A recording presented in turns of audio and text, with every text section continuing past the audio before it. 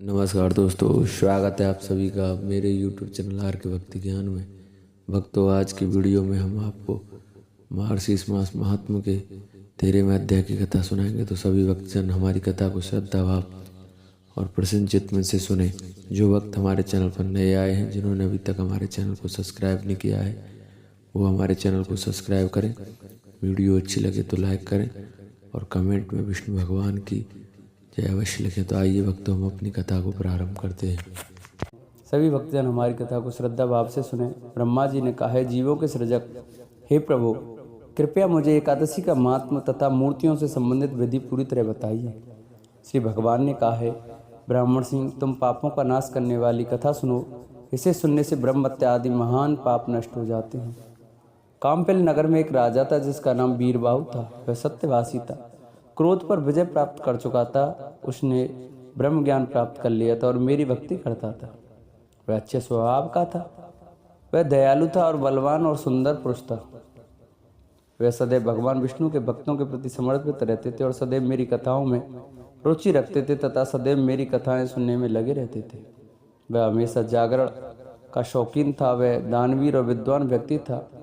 उसमें धैर्य और वीरता थी। उसने अपनी इंद्रियों पर विजय प्राप्त कर ली थी। वह विजयी था और युद्ध लड़ने का शौकीन था। समृद्धि में वह कुबेर के बराबर था। वह पुत्रों, मवेशियों तथा धन से संपन्न था तथा अपनी पत्नी के प्रति समर्पित था। उसकी पत्नी कांतिमती सुंदरता में पृथ्वी पर अद्वितीय थी। वह अत्यंत पवित्र और पतिव्रता महिला थी और मेरी बहुत बड़ी भक्त थी। बड़ी आंखों वाले युवा राजा ने उसके साथ पृथ्वी का आनंद लिया। हे पराक्रमी, मेरे अलावा उसने किसी अन्य देवता को नहीं पहचाना। हे पुत्र, एक दिन महर्षि भारद्वाज उस महापुरुष वीरबाहु के निवास पर आए। दूर से आए हुए महर्षि भारद्वाज को देखकर राजा ने स्वयं ही अर्घ्य देकर उनका स्वागत किया। उन्हें स्वयं आसन दिया। भक्तिपूर्वक उन्हें प्रणाम करके वे उन श्रेष्ठ महर्षि के सामने खड़े हो गए। राजा ने कहा, आज मेरा जीवन सफल हो गया। आज मेरा सबसे सफल दिन है। आज मेरा राज्य सफल हो गया। आज मेरा निवास सफल हो गया। हे साधु ब्राह्मण, महान आत्मा जनार्दन, मुझ पर प्रसन्न हो जाइए, क्योंकि आप एक उत्कृष्ट योगी होकर आज मेरे धाम में आए हैं। आपके दर्शन पाकर मैं करोड़ों पापों से मुक्त हो गया हूँ। मेरा राज्य, समृद्धि, वैभव, हाथी और घोड़े सब आपको समर्पित हो गए हैं। हे श्रेष्ठ ऋषिवर, आप वैष्णव हैं। ऐसी कोई वस्तु नहीं है जो मैं आपको न दे सकूं। वैष्णव को दी गई एक बराटिका, कौड़ी, छोटा शंख, सबसे छोटा सिक्का भी मेरू के समान बड़ाई होता है। ब्राह्मण ने मुझसे कहा है, यदि कोई श्रेष्ठ ब्राह्मण या वैष्णव किसी दिन किसी के घर नहीं आता तो वह दिन उसके लिए व्यर्थ है। गार्ग, गौतम और सुमंतु ने मुझसे कहा है कि वैष्णव चाहे वे कोई भी हों, भगवान विष्णु के भक्त सभी जाति से ब्राह्मण हैं।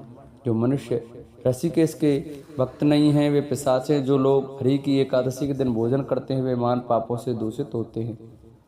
हरि के एक दिन अर्थात हरि का एक दिन एकादशी का व्रत करने से वह फल प्राप्त होता है, जिसे बुद्धिमान पुरुष हजारों शिव व्रतों तथा करोड़ों सौर व्रतों या ब्रह्मा के व्रतों के फल के रूप में कहते हैं। हे ब्राह्मण, जब तक मुझे प्रिय द्वादशी नहीं आती तब तक ब्रह्म और शंकर की तिथियां घमंड से भरी रहती हैं। तारों की शक्ति और चमक तभी तक रहती है जब तक चंद्रमा उदय नहीं होता। हे श्रेष्ठ ब्राह्मण, यही बात अन्य तिथियों के बारे में भी है। जब तक द्वादशी नहीं आती, यह बात मेरे सामने नारद और वशिष्ठ ने पहले ही कह दी है। हे महामुनि, आप वैष्णवों के सभी पवित्र अनुष्ठानों से परिचित हैं। भारद्वाज ने कहा, हे महाभाग्यवान, तुमने बहुत अच्छा पूछा, क्योंकि तुम भगवान विष्णु के भक्त हो। हे राजन, तुम जिस पृथ्वी की रक्षा करते हो वह धन्य है। तुम्हारे द्वारा शासित प्रजा भी अच्छी है। जिस राज्य का राजा वैष्णव न हो वहाँ नहीं रहना चाहिए। वन या तीर्थ में रहना अच्छा है, लेकिन उस राज्य में नहीं रहना चाहिए जहाँ वैष्णव ना हो। जिस राज्य का राजा भागवत हो उस राज्य को वैकुंठ समझना चाहिए। वह राज्य पापों से रहित है। वैष्णवों से रहित राज्य ऐसा ही है जैसे नेत्रों से रहित शरीर या पति से रहित स्त्रियां या द्वादशी और दशमी का अंतराल।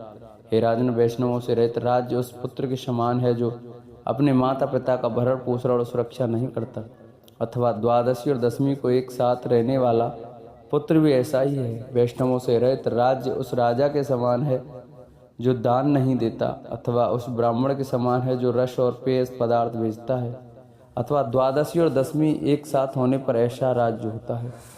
वैष्णवों से रहित राज दंतहीन हाथी या पंखहीन पंक्षी अथवा द्वादशी और दशमी के समान है। वैष्णवों के बिना राज्य वैसा ही व्यर्थ है जैसे वेद आदि का दान के लिए या सांसारिक धन प्राप्ति के लिए उपभोग करना या द्वादशी और दशमी का एक साथ आना। वैष्णवों के बिना राज्य वैसा ही है जैसे दर्भ घास के बिना संध्या, रात और दिन के संध्याकाल में की जाने वाली प्रार्थना या धन के बिना श्रद्धा या द्वादशी और दशमी का एक साथ होना। वैष्णवों से रहित राज्य उस शूद्र के समान है जो अपने बालों में बंधी हुई गौमाता का दूध पीता है, अथवा उस द्वादशी के समान है जिसके ऊपर दशमी पड़ती है। वैष्णवों से रहित राज्य उस शूद्र के समान है जो ब्राह्मण स्त्री के पास वासना से जाता है, तथा उस व्यक्ति के समान है जो सोने को नष्ट करता है, या उस व्यक्ति के समान है जो धर्म को पवित्र करता है, उस व्यक्ति के समान है जो द्वादशी को दशमी के साथ रखता है। हे पुरुषों में श्रेष्ठ, वैष्णवों के बिना जो राज्य है वह हन सूर्य आदि के वृक्षों के गिरने के समान है, अथवा द्वादशी और दशमी के एक साथ आने के समान है। वैष्णवों से रहित राज्य मंत्र विहीन आहुति के समान है, अथवा मरे हुए बछड़े वाली गाय के दूध के समान है, अथवा द्वादशी और दशमी के समान है। वैष्णवों के रहित राज्य उस विधवा के समान है जिसके बाल नहीं कटे हों, अथवा वह व्रत के समान है बिना स्नान किए, अथवा वह राज्य उस द्वादशी के समान है जिसके ऊपर दशमी पड़ जाए। जो मधुवध करने वाले भगवान का भक्त है उसे अच्छे लोग राजा कहते हैं। उसका राज्य सदैव समृद्ध रहता है, वह अपनी प्रजा के साथ सुखी रहता है। हे राजा, मैं तेरे दर्शन पाकर धन्य हो गया हूँ। आज मैं तुझसे बातें करके धन्य हो गया हूँ। यदि किसी को यह सुनने में आए कि कोई वैष्णव वहाँ उपस्थित है तो वह स्थान चाहे कितने भी दूर क्यों ना हो, उसे अवश्य जाना चाहिए। उसके दर्शन से तीर्थ स्नान का पुण्य प्राप्त होता है। अतः हे राजन, तुम मुझे दिख गए हो, तुम शुद्ध हो और भगवान विष्णु की भक्ति में लीन हो, तुम्हारी जय हो। अब मैं जाऊंगा, हे राजन प्रसन्न रहो। इसी बीच मुनियों में श्रेष्ठ समस्त योगियों के नेता भारद्वाज को रानी कांतमती ने प्रणाम किया।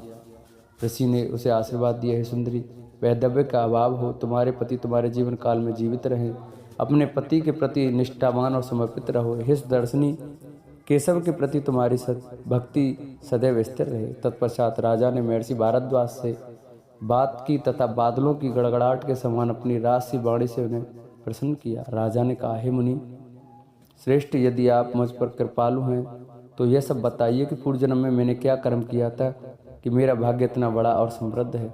शत्रुओं को मारकर यह राज्य मुझे कैसे प्राप्त हुआ। मेरा पुत्र बहुत ही श्रेष्ठ और गुणों से युक्त है तथा मेरी पत्नी भी सुशील और सुंदर है। वह हमेशा मेरे इस बारे में सोचती रहती हैं।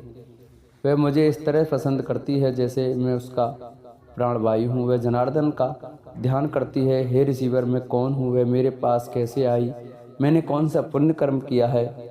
हे मुनि, इस मनोहर अंगों वाली स्त्री ने जो मेरी पत्नी है क्या किया है, किस पुण्य से मैंने इस मृत्युलोक में यह अत्यंत दुर्लभ सौभाग्य प्राप्त किया है। सभी राजा मेरे अधीन हैं, मेरी वीरता अदम्य है, मेरा शरीर रोग से मुक्त है। हे मुनि, इस प्रशंसनीय निंदारहित स्त्री के समान मेरा तेज कोई नहीं सह सकता। मैं आज यह जानना चाहता हूँ कि पूर्व जन्म में मैंने कौन कौन से पुण्य कर्म किए थे। राजा द्वारा अपने पूर्व जन्म के कर्म, अपनी पत्नी के कर्म तथा अपनी समृद्धि का कारण पूछने पर ऋषि ने कुछ समय योगाध्यान में बताया। तब उन्हें यह बात ज्ञात हुई। भारद्वाज ने कहा, हे राजन, आपके और आपकी पत्नी के पूर्व जन्म के कर्म ज्ञात हो चुके हैं। हे राजन, सुनिए, मैं आपको बताता हूँ। हे राजन, जिस कर्म के ये सब फल हैं उसके विषय में सब कुछ सुनो। तुम जाति से शूद्र थे, तुम जानवरों को चोट पहुँचाने में लगे थे, तुम दुष्ट आचरण वाले नास्तिक थे, तुम दूसरों की पत्नियों का सतीत्व भंग करते थे, तुम कृतज्ञ और असभ्य थे, तुम अच्छे आचरण से रहित थे। यह बड़ी आंखों वाली महिमा पूर्व जन्म में भी अपनी पत्नी थी। आपके बिना उसका मानसिक, मौखिक और शारीरिक रूप से किसी भी अन्य चीज से कोई लेन देना नहीं था। यद्यपि तुम उस दुष्ट स्वभाव के थे, फिर भी यह तुम्हारे प्रति कोई बुरी भावना नहीं रखती थी। वह तुम्हारे प्रति वफादार थी, वह कुलीन और उच्च स्वभाव की थी, वह निरंतर तुम्हारी पूजा करती थी। तुमने बुरे कर्म किए, इसलिए तुम्हारे मित्र और संबंधी तुम्हें त्याग चुके हैं। तुम्हारे पूर्वजों ने जो धन कमाया था वह भी नष्ट हो गया है। हे राजन, जब धन नष्ट हो गया तो आपने अन्य स्रोतों से बेहतर संसाधनों की आशा की, किंतु पूर्व कर्मों के फलस्वरूप कृषि कार्य भी निष्फल हो गए। तत्पश्चात जब धन संपत्ति समाप्त हो गई तो तुम्हारे संबंधियों ने तुम्हें पूर्णतः त्याग दिया। यद्यपि तुम्हारे साधन क्षीण हो गए, फिर भी इस पतिव्रता और सुंदरी ने तुम्हें नहीं छोड़ा। इस प्रकार अपनी आशाओं और महत्वाकांक्षाओं से निराश होकर तुम एकांत वन में चले गए। अपने अनेक पशुओं को मारकर तुमने अपना भरण पोषण किया। हे राजन, इस प्रकार आप अपनी पत्नी सहित पृथ्वी पर पाप कर्मों में लगे रहे और इस प्रकार कई वर्ष बीत गए। हे राजन, एक दिन एक श्रेष्ठ ब्राह्मण देव शर्मा, जो एक महान ऋषि थे, अपना रास्ता भूल गए। वे दिशाओं को लेकर दुविधा में थे। वे भूख और प्यास से अत्यधिक पीड़ित थे। जब दोपहर का सूर्य चमकने लगा तो रास्ता भूले हुए ऋषि ने, हे राजन, जंगल के बीच में गिर पड़े। उस अज्ञात वृद्ध ब्राह्मण को दुख से पीड़ित देखकर आपको उस पर दया आ गई। आपने उस ब्राह्मण का हाथ पकड़कर उसे उठाया जो भूमि पर गिर पड़ा था। तब आपने कहा, हे ब्राह्मण मुनि, प्रसन्न होकर मेरे आश्रम में आइए। वहाँ जल से परिपूर्ण एक सरोवर है जो कमल के गुच्छों से सुशोभित है। सुंदर सुंदर फल और सुगंधित फूलों से लदे हुए उत्तम वृक्षों से भरे हुए हैं। शीतल जल में स्नान करो और अपने दैनिक कार्य संपन्न करो। हे ब्राह्मण, तुम फल खाओ और शीतल जल पियो। मेरी रक्षा में तुम शांतिपूर्वक विश्राम करो। हे श्रेष्ठ ब्राह्मण, जब तक पूर्णतः तुम तृप्त न हो जाओ तब तक मेरे आश्रम में रहो। हे श्रेष्ठ ब्राह्मण, उठो, यह उपकार करना तुम्हारा कर्तव्य है। शूद्र की बात सुनकर ब्राह्मण को होश आया। उसने शूद्र का हाथ पकड़ लिया और सरोवर के किनारे छाया में बैठ गया। उसने विधि पूर्वक स्नान किया, भगवान केशव की पूजा की और पितरों और देवताओं को अर्घ्य देकर शीतल जल पिया। श्रेष्ठ ब्राह्मण देव शर्मा एक वृक्ष की जड़ पर विश्राम कर रहे थे। शूद्र ने बड़ी भक्ति से अपनी पत्नी के साथ ऋषि के चरणों में प्रणाम किया। फिर उसने ऋषि से कहा, आप हम दोनों का उद्धार करने के लिए हमारे अतिथि बनकर आए हैं। हे ऋषिवर, आपके दर्शन से हमारा पाप नष्ट हो गया है। हे मेरे प्रियतम, इस ब्राह्मण को स्वादिष्ट, कोमल और रसीले पके और मनभावन फल दीजिए। ब्राह्मण ने कहा, मैं तुम्हें नहीं जानता, मुझे अपनी जाति बताओ। हे पुत्र, किसी भी व्यक्ति को किसी पूर्णतः अपरिचित व्यक्ति से भोजन नहीं लेना चाहिए, चाहे वह ब्राह्मण ही क्यों ना हो। शूद्र ने कहा, हे ब्राह्मण सिंह, मैं शूद्र हूँ। हे ब्राह्मण, तुम्हें इस विषय में कोई संदेह नहीं होना चाहिए। मुझे मेरे ही दुष्ट संबंधियों ने त्याग दिया है। जब वे दोनों इस प्रकार बातें कर रहे थे तब शूद्र की पत्नी ने ब्राह्मण को फल दिए। वे फल ब्राह्मण ने खाए। शीतल जल पीकर ब्राह्मण मन में प्रसन्न हुआ। प्रसन्न होकर ऋषि ने वृक्ष के नीचे विश्राम किया। उस शूद्र और उसकी पत्नी ने भोजन किया और लौटकर कहा, हे श्रेष्ठ मुनि, आपका स्वागत है। आप कहाँ से आ रहे हैं? हे श्रेष्ठ ब्राह्मण, आप इस निर्जन वन में क्यों आए हैं जो दुष्ट जंगली जानवरों के खतरे से भरा हुआ है, मनुष्यों से रहते है, दुखों से भरा है और दिन और रात दोनों में अत्यंत भयानक है। ब्राह्मण ने कहा, हे महान भाव, मैं एक ब्राह्मण हूँ और प्रयाग जा रहा हूँ। रास्ता अज्ञात होने के कारण मैं इस भयानक जंगल में प्रवेश कर गया हूँ। मेरे पुण्य के बल पर तुम मुझे उत्तम सुजन हुए हो। मेरे प्राण तुम्हारे कारण बचे हैं। बताओ, मैं तुम्हारे लिए क्या करूं? पहले मुझे बताओ कि तुम इस भयंकर और निर्जन वन में कैसे रहने आए? तुम कौन हो? इसका कारण क्या है? बताओ। शूद्र ने उत्तर दिया, विदर्भ नगरी की रक्षा राजा भीमसेन कर रहे थे। मेरा निवास महान राज्य महाराष्ट्र में है। मैं पाप कर्मों द्वारा शूद्र हूँ। हे श्रेष्ठ ब्राह्मण, मैंने अपनी जाति के कर्तव्यों का परित्याग कर दिया है। मुझे मेरे सगे संबंधियों ने त्याग दिया, इसलिए मैं वन में आया हूँ। मैं प्रतिदिन पशुओं को मारकर अपनी पत्नी के साथ अपना भरण पोषण करता हूँ। अब हे महर्षि, मैं अपने पाप कर्मों से पूरी तरह से विरक्त हो चुका हूँ। हे पावन प्रभु, यद्यपि मैं पापी हूँ, मुझ पर थोड़ी कृपा करें। हे श्रेष्ठ ब्राह्मण, मेरे पुण्य के कारण ही आप यहाँ आए हैं। यह आपका कर्तव्य है कि आप मुझे अपनी सलाह दें ताकि मैं और मेरी पत्नी यम सूर्य के पुत्र को न देखें। मुझे भगवान जनार्दन के अलावा किसी और चीज़ की इच्छा नहीं है। हे श्रेष्ठ ऋषि, मुझे आशीर्वाद दें, मुझ पर कृपा करें। भारद्वाज ने कहा। उस शूद्र द्वारा अत्यंत भक्तिपूर्वक इस प्रकार अनुरोध करने पर श्रेष्ठ ब्राह्मण देव शर्मा ने हंसते हुए वहाँ से प्रस्थान किया। बोलो मार्क्सिस्ट मास महात्मा की जय। बोलो विष्णु भगवान की जय। जिन भक्तों को हमारे मार्क्सिस्ट महात्मा के 11वें अध्याय की कथा अच्छी लगी हो वो हमारी कथा को ज़्यादा से ज़्यादा शेयर करें। जिन्होंने अभी तक चैनल को सब्सक्राइब नहीं किया वो चैनल को सब्सक्राइब करें। वीडियो अच्छी लगी हो तो वीडियो को लाइक कर कमेंट में विष्णु भगवान की जय अवश्य लिखें।